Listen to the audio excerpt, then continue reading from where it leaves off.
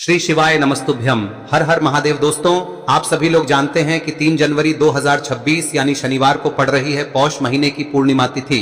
और दोस्तों, ये वो तिथि है जो पौष महीने में पड़ने वाली सबसे बड़ी तिथि है, क्योंकि ये शनिवार के दिन पड़ रही है और इसका बहुत ही बड़ा और विशेष महत्व होता है। पूज्य गुरुजी ने कहा है, अगर कभी भी मौका लग जाए और पौष महीने की पूर्णिमा तिथि का शनिवार को पड़ जाए तो आप लोगों को 11 चावल के दाने वाला उपाय तो अवश्य ही करना चाहिए, और इन दोनों का संयोग बहुत ही कम आता है। और दोस्तों, पूज्य गुरुजी ने अपनी शिव महापुराण की कथा में बताया है, इस दिन आपको 11 चावल दाने वाला उपाय तो अवश्य ही करना चाहिए, क्योंकि ऐसा दिन पूरे साल में सिर्फ एक ही बार आता है। और दोस्तों, आप सभी लोग जानते हो कि शनिवार पूर्णिमा का अगर सबसे बड़ा कोई उपाय है तो वो 11 चावल के दाने वाला उपाय है। तो दोस्तों, इस शनिवार के दिन आप लोगों को इस 11 चावल दाने वाले उपाय को जरूर करना है। बहुत सारे लोग होंगे जिन लोगों ने इस उपाय को न किया हो, मतलब पूरा साल निकल गया और उन्होंने किसी भी दिन इस 11 चावल के दाने वाले उपाय को न किया हो। पर दोस्तों, आपके पास एक आखिरी मौका बचा हुआ है, जो कि 3 जनवरी के दिन है। तो इस दिन आप लोगों को इस वाले उपाय को जरूर कर लेना है। भले ही आपने पूरे साल भर इस उपाय को न किया हो, पर अगर आपने इस पौष महीने में पड़ने वाली पूर्णिमा के दिन अगर इस वाले उपाय को कर लिया तो आपको इस उपाय को करने का वो फल मिलेगा जिसकी आपने कभी कल्पना भी नहीं करी होगी। इसीलिए आप लोग इस वाले उपाय को एक बार जरूर कर लेना, ताकि आप लोगों के हाथ से यह मौका ना जा सके और आपको इस उपाय को करने का फल मिल सके। दोस्तों, यह उपाय पंडित जी ने अपनी अभी की ही शिव महापुराण की कथा में बताया है, जिस उपाय को आज हम आपको बहुत अच्छे से समझाने वाले हैं। इस वीडियो को देखने के बाद इस उपाय को समझने के लिए आपको कोई और वीडियो को देखने की जरूरत नहीं पड़ेगी। तो चलिए दोस्तों, उपाय को शुरू करते हैं। देखिए, यह इस पौष महीने के शनिवार के दिन यह इतना खास होता है, इतना महत्वपूर्ण होता है। देखा गया है कभी कभी बड़े बड़े पूजा पाठ अनुष्ठान से जो मनोकामना पूर्ण नहीं होते, वो इस पौष महीने के पूर्णिमा के दिन एक छोटे से उपाय करने से ही आपकी मनोकामना पूर्ण हो जाती है। और बहुत सारे लोगों ने इस उपाय को किया भी है और उनको इस उपाय को करने का फल भी जरूर मिला है। अगर आप लोग भी इस उपाय को शनिवार पूर्णिमा के दिन करना चाहते हैं तो आप इस उपाय को पहले अच्छे से समझ लेना, सुन लेना, उसके बाद करना। आपको इस उपाय का फल जरूर मिलेगा। और इस उपाय को कर लेने से आपके घर में चाहे किसी भी प्रकार की दुख और समस्या क्यों ना चल रही हो, आपको उसका कारण भी नहीं पता है कि भाई ये समस्या किस कारण से चल रही है, उसका कुछ भी कारण हो सकता है, जैसे पितृ दोष हो सकता है या किसी भी तरह का मंगल दोष भी हो सकता है। तो इस दिन आप लोगों को यह वाला उपाय कर लेना है। यह एक ऐसा उपाय है जिस उपाय को अगर किसी विशेष दिन पर किया जाए तो भाई उस विशेष दिन का जो है वह तो हमें मिलता ही मिलता है, पर हमने उस दिन पर इस उपाय को किया है तो हमें उससे भी बड़ा फल मिलता है, और फल बहुत जल्दी मिलता है, क्योंकि आप इस उपाय को बहुत ही बड़े और विशेष दिन पर कर रहे हो। तो चलिए अब उपाय के बारे में बात करते हैं, लेकिन उससे पहले आप लोगों को यह जानना आवश्यक है कि आखिर यह उपाय किस समय करना है, किसको करना है और कैसे करना है। तो चलिए हम आगे आपको वीडियो में एक एक करके बता देते हैं। लेकिन उससे पहले अगर आप लोग हमारे चैनल पर नए हैं तो हमारे चैनल को सब्सक्राइब कर लेना, और इस वीडियो को लाइक करके कमेंट बॉक्स में श्री शिवाय नमस्तुभ्यम ओम नमः शिवाय जरूर टाइप कर देना। और अपने फायदे के लिए, गरीबी दूर करने के लिए इस वीडियो को पूरा देखकर जाना, तभी आपको लाभ की प्राप्ति होगी। यदि आज आपने वीडियो को बीच बीच में से देखा, काट काट कर देखा, तो आपको जीवन में कभी सफलता हासिल भी नहीं होगी। तो दोस्तों, इस 11 चावल के दाने वाले उपाय को हमें इस पूर्णिमा के दिन कैसे करना है, किसको करना है, किस समय करना है और कहां पर करना है, ये सारे सवालों के जवाब आपको इस वीडियो में मिल जाएंगे। और जो ये वीडियो देखेगा भाई, उसको 11 चावल के दाने वाला उपाय जरूर करना चाहिए, क्योंकि इस दिन एक चावल के दाने का भी बहुत ही बड़ा और विशेष महत्व होता है। और जब बात आ जाए 11 चावल के दाने की, तो ये सोने पे सुहागा वाली बात हो जाती है, और ये एक बहुत ही बड़ा उपाय हो जाता है इस शनिवार पूर्णिमा तिथि का। तो अब दोस्तों, इस 11 चावल के दाने वाले उपाय को आखिर करना किसको है, सबसे पहले हम लोग वो बात जान लेते हैं।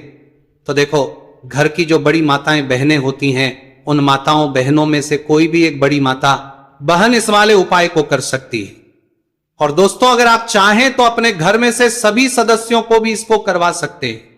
अगर किसी व्यक्ति की खुद की कोई मनोकामना है, खुद की कोई दुख और परेशानी है जो कि वो अपने लिए ही करना चाहता है इस वाले उपाय को, तो वह खुद अपने लिए भी कर सकता है। बाकी अगर कोई घर में से ऐसा है जो कि अपने पूरे घर परिवार की सुख और शांति के लिए ये वाला उपाय करना चाहता है, तो भाई वो भी कर सकता है, उसमें भी कोई दिक्कत वाली बात नहीं है। कहने का मतलब यह है कि इस उपाय को हर के सदस्य भी कर सकता है, और पूरे घर परिवार के सदस्य के लिए घर की बड़ी माताओं बहनों में से कोई एक माता बहन भी कर सकती है। माताएं बहनें अगर घर में उपस्थित ना हो या वो ये वाला उपाय ना कर पा रही हो, तो फिर घर का कोई बड़ा सदस्य भी इस 11 चावल के दाने वाले उपाय को कर सकता है, चाहे फिर वो पुरुष ही क्यों ना हो, उसमें कोई भी दिक्कत वाली बात नहीं है। अब दोस्तों, इस 11 चावल के दाने वाले उपाय को हमें करना कहां पर है, हमें इसे शिवजी के मंदिर में जाकर करना है।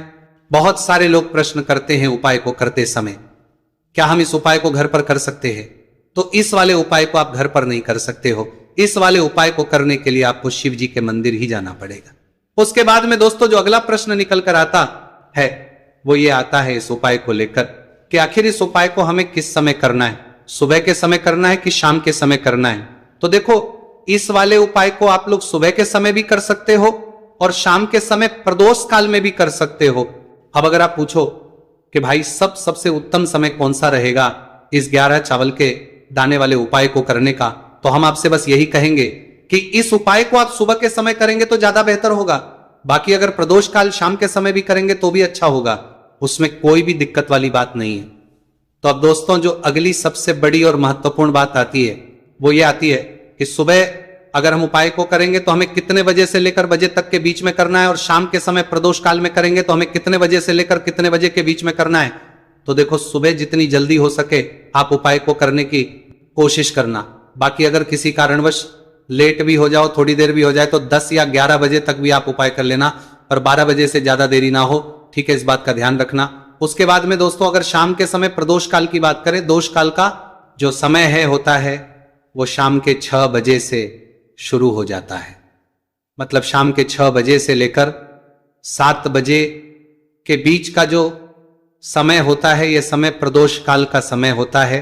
पर अभी जो मौसम चल रहा है इस मौसम में जो है शाम बहुत देरी से होती है, तो आप इस उपाय को 7 या 8 बजे के बीच में भी कर सकते हो। मतलब शाम के 6 बजे से रात 8 बजे के बीच में आप कभी भी इस वाले उपाय को कर सकते हो, उसमें कोई भी दिक्कत वाली बात नहीं है। अब दोस्तों यहां पर इस उपाय को लेकर एक और सबसे बड़ी बात यह निकल कर आती है कि इस 11 चावल के दानों को हमें लेना कहां से होता है और हमें इस उपाय को करने के साथ में क्या और कुछ भी सामग्री ऐसी होती है जो शिव जी के मंदिर लेकर जानी है। तो देखो यहां पर हम आपको बता दें, सबसे पहले आप लोग ये जान लो कि ये जो 11 चावल के दाने वाला उपाय है, सिर्फ और सिर्फ आप उपाय की सामग्री लेकर कभी भी शिव जी के मंदिर मत जाना, क्योंकि हमें भगवान के सामने ये नहीं दर्शाना है कि अगर हम भगवान शिव जी के मंदिर आए हैं तो अपने फायदे के लिए आए हैं। तो इसलिए जो भी पूजन सामग्री है, उपाय सामग्री है 11 चावल के दाने, इसके साथ में आपको पूजन सामग्री भी जरूर लेकर जाना है। देखो अगर सुबह के समय उपाय कर रहे हो तो सीधी सी बात है, 1 लोटा जल तो आप लेकर जाओगे ही जाओगे। वही 1 लोटा जल अगर मिट्टी का जल हो तो बहुत अच्छा रहेगा। मिट्टी का जल कैसे बनाया जाता है इसके लिए हमने पहले से बहुत सारी वीडियोस बना दी है। आपके पास इस दिन एक आखिरी मौका रहेगा मिट्टी का जल शिवजी पर चढ़ाने का और उपाय को करने का, बहुत बड़ा आपको इस दिन फल मिलेगा। तो इसलिए इस दिन हो सके तो भाई मिट्टी का जल चढ़ाना, तो अपने साथ में कम से कम 1 लोटा जल तो आपको लेकर जाना ही जाना है। अगर मिट्टी का जल नहीं है तो घर का जल भी आप इस्तेमाल कर सकते हो। इसके अलावा जो भी पूजन सामग्री है, देखो 11 चावल के दाने ये अलग आपके रहेंगे और जो आपकी पूजन सामग्री रहेगी वो अलग रहेगी। पूजन सामग्री में आप जो भी चीज लेकर जाना चाहे वो लेकर जा सकते हैं, उसमें कोई भी दिक्कत वाली बात नहीं है। वही अगर हम बात करें शाम के समय की, तो शाम के समय शिवजी पर जल नहीं चढ़ता है, इसीलिए शाम के समय आप लोग एक दीपक तैयार कर ले जो कि गोलबत्ती का, आटे का, शुद्ध देसी गाय का घी का होगा है। इस बात का आप लोगों को ध्यान रखना है और इस दीपक को आपको घर से जलाकर नहीं लेकर जाना है, भगवान शिव जी के मंदिर में जाकर ही जलाना है। इस बात का भी आप लोगों को ध्यान रखना है। अब दोस्तों यहां पर हमें इस बात को समझना है कि ये 11 चावल के दाने हमें लेना कहां से है, क्या हमें दुकान से लेकर आना है या हमें अपने घर से लेना है या कहां से लेकर आना है और कौन से चावल लेना है, क्योंकि चावल भी बहुत प्रकार के होते हैं। तो देखो इन सभी सवालों के जवाब आप लोग एक बात में सुन लो कि भाई ये जो है इस उपाय में आपको ये नहीं देखना है कि भाई कौन से चावल है कौन से चावल नहीं है। बस जो भी चावल ले रहे हो वो चावल का दाना सबूत होना चाहिए, मतलब साबुत होना चाहिए, टूटा हुआ नहीं होना चाहिए, कटा पीटा नहीं होना चाहिए। ये बात आपको ध्यान रखना है। बाकी आपका चावल बासमती हो या सादा चावल हो या कोई सा भी चावल हो, उसमें कोई भी दिक्कत वाली बात नहीं है। तो सीधी सी बात है कि आपके घर के रसोई घर में जहां पर आप भोजन बनाते हो वहां पर जो भी चावल आपके उपस्थित हो उन चावलों में से अपनी 1 कटोरी लेना या 1 मुट्ठी चावल अलग से निकाल कर रख लेना, क्योंकि हम 11 चावल ही यहां पर इस उपाय में लेने वाले हैं। तो हमें ये चावल के दाने गिनकर निकालने पर डटेंगे। इस बात का आप लोगों को ध्यान रखना है। तो अपने उस चावल की कटोरी में से या चावल में से 11 ऐसे चावल के दाने आप लोग निकाल लो जो कि टूटे हुए ना हो, कट्टे पीटे ना हो, जिनमें कोई दाग ना लगा हुआ हो, है ना। अच्छे साबुत चावल के दाने 11 दाने आप लोग निकाल कर रख लो और इन किसी भी एक कागज की पुड़िया में या किसी एक छोटी सी कटोरी में आप लोग रख लो, ताकि यह सुरक्षित रहे, आपके एक भी चावल का दाना इधर उधर ना हो और आपका उपाय भी पूरा अच्छे से हो जाए। तो भाई जैसे ही आपका उपाय की जो सामग्री है 11 चावल के दाने ये तैयार हो जाते हैं, उसके बाद में आपको जो भी अपनी पूजन सामग्री है सुबह के समय कर रहे हो तो एक लोटा जल या पूजन सामग्री जो लेकर जाना चाहो उसकी भी तैयारी कर लेना, और किस समय जा रहे हो तो भाई अपना जो दीपक है उसे तैयार कर लेना, ठीक है। और उपाय को करते समय शुद्धता का विशेष रूप से ध्यान रखना, ठीक है। सुबह सुबह स्नान करने के बाद ही उपाय को करने की आप लोग तैयारी करना। उसके बाद अगर शाम के समय की बात करें तो शाम के समय आपको स्नान करने की जरूरत नहीं है, पर शुद्धता का ध्यान रखना है। आपको स्नान तो नहीं करेंगे, आप हाथ मुंह धोकर भी इस वाले उपाय को शाम के समय प्रदोष काल में कर सकते हैं, इसमें कोई की बात नहीं है। तो आप अपने उपाय की पूरी सामग्री तैयार करके आपके पास ही में जो आपका शिव मंदिर हो वहां पर पहुंच जाइए। सबसे पहले शिव मंदिर में जाकर आप लोगों को उपाय नहीं करना है, पहले भगवान के दर्शन करना है, भगवान से आशीर्वाद प्राप्त करना है, फिर शिव जी की शिवलिंग के पास में आना है। शिवलिंग के पास में आने के बाद आप जो पूजन सामग्री लेकर आए हुए हैं, जैसे कि सुबह गए हुए होंगे तो एक लोटा जल और जो भी पूजन लेकर आए हैं आप उनसे भगवान शिव जी की पूजन कीजिए। सबसे पहले तो एक लोटा जल ही चढ़ेगा, उसके बाद में आपकी पूजन सामग्री चढ़ेगी। उसके बाद में अगर दोस्तों शाम के समय अगर आप इस उपाय को कर रहे हो तो अपने साथ में कम से कम एक जो दीपक है गोलबाती का जो आप अपने साथ में लेकर गए हो, उस दीपक को मंदिर में जाकर अपनी माचिस से जलाना है और उस दीपक को शिवलिंग के पास में रखना है, ठीक है। इस दीपकों के बाद ही आप लोगों को अपना ये वाला उपाय शुरू करना है, और दीपक को ज्यादा पास में मत रखना, वैसे भी गर्मी पड़ रही है, भगवान शिव जी को आंच नहीं लगनी चाहिए, है ना। तो भाई जैसे ही आपकी पूजा अर्चना हो जाती है आप भगवान शिव जी को प्रसन्न कर लेते हैं। उसके बाद में शिवलिंग के पास ही में आप कहीं पर बैठ जाइए, सामने या आसपास जिस जगह पर आपको बैठना हो वहां पर बैठ जाइए और अपने वो 11 चावल के दाने अपने सामने निकाल कर रख लीजिए, क्योंकि अब यहां पर करने की आपको तैयारी करना है। और इस तरीके से जब आप उपाय करेंगे पूजन सामग्री करने के बाद, पूजन अर्चना करने के बाद, तो आपको उपाय का फल बहुत जल्दी और बहुत बढ़ा होकर मिलेगा। तो अपने 11 चावल के दाने अपने सामने निकाल कर रख लेना, और ये जो उपाय है ये आपकी सीधे हाथ की हथेली से होगा, इसलिए इस बात का भी विशेष रूप से ध्यान रखना है। तो सीधे हाथ की हथेली का प्रयोग करके ही आप लोग अपना इस वाले उपाय को करना। अपने सामने जो भी आपकी कागज की पुड्डियां हैं उसको रख लो, या कटोरी है तो भाई उसे अपने सामने रख लो और अपने वो 11 चावल के दाने निकाल लो, ठीक है। उसके बाद में दोस्तों अब आपको क्या करना है कि शिवलिंग आपके सामने होगी, तो आपने वो 11 चावल के दाने एक एक करके आपको शिव जी के शिवलिंग के ऊपर चढ़ाना है। कहां पर चढ़ाना है? शिवलिंग के ऊपर चढ़ाना है, और कहीं पर भी नहीं चढ़ाना है, आपको अपने हथेली से शिवलिंग के ऊपर चढ़ना है। भले ही फिर वो अपने आप जलाधारी पर गिर जाए या मतलब वहीं पर गिर जाए, उसमें कोई दिक्कत वाली बात नहीं है, पर आप चढ़ाओ शिवलिंग के ऊपर ही। तो आपको क्या करना है, अपना पहला चावल उठाना है, श्री शिवाय नमस्तुभयम बोलना है और शिवलिंग पर चढ़ा देना है। इसी तरीके से दूसरा चावल का दाना उठा है, शिवलिंग पर चढ़ाना है और मंत्र बोल देना है, और फिर तीसरा चावल का दाना उठाना है, श्री शिवाय नमस्तुभयम बोलना है और चढ़ा देना है। इसी प्रकार से आपको पूरे 11 चावल के दाने एक एक करके शिवजी के शिवलिंग के ऊपर चढ़ाना है और भगवान से प्रार्थना करते जाना है।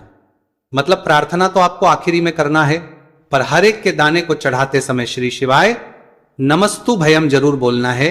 उसके बाद ही में ये चावल का दाना शिवलिंग के ऊपर आपको चढ़ाना है। जैसे ही आपके 11 चावल के दाने शिवलिंग के ऊपर जाते हैं तो भाई उसके बाद में आपको क्या करना है, भगवान से अपनी मनोकामना बोलना है। मनोकामना भी कब बोलना है? जब आपका 11 चावल का दाना आपके सीधे हाथ की हथेली में हो और आप उसे चढ़ाने के लिए जा रहे हो, श्री शिवाय नमस्तु भयम बोलकर उस आखिरी चावल के उस शिवलिंग के ऊपर चढ़ा देना और भगवान से फिर अपनी वह मनोकामना बोल देना।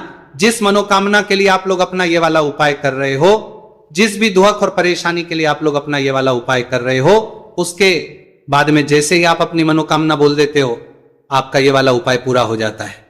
पर दोस्तों उपाय को करने के बाद आप लोगों को 2 मिनट भगवान शिव जी के मंत्र का जाप जरूर करना है। और मंत्र का जाप करने के बाद भगवान एक और बार प्रार्थना करना है अपनी मनोकामना के लिए या अपनी जो भी दुख और परेशानी है उसके लिए। इसके बाद में आप लोग भगवान को देखकर भगवान से प्रार्थना करके उनसे आशीर्वाद लेकर वहां से उठ सकते हैं और अपने घर पर जा सकते हैं। बस दोस्तों यहां पर यह वाला उपाय पूरा हो जाता है। इस तरीके से जो भी व्यक्ति छोटी छोटी चीजों का ध्यान रखते हुए इस 11 चावल के दाने वाले उपाय को करेगा, निश्चित सी बात उसे उसकी मनोकामना जल्द ही पूर्ण होगी और जो भी दुख और परेशानी है वो भी बहुत ही जल्दी दूर होंगे। और दोस्तों अगर आपको हमारी ये वीडियो पसंद आई हो तो हमारे इस वीडियो को लाइक और चैनल को सब्सक्राइब जरूर करें। हर हर महादेव, ओम नमः शिवाय। मार्गशीर्ष मास के दिनों में विशेषकर भगवान शिव और माता पार्वती और विष्णु भगवान का पूजन किया जाता है।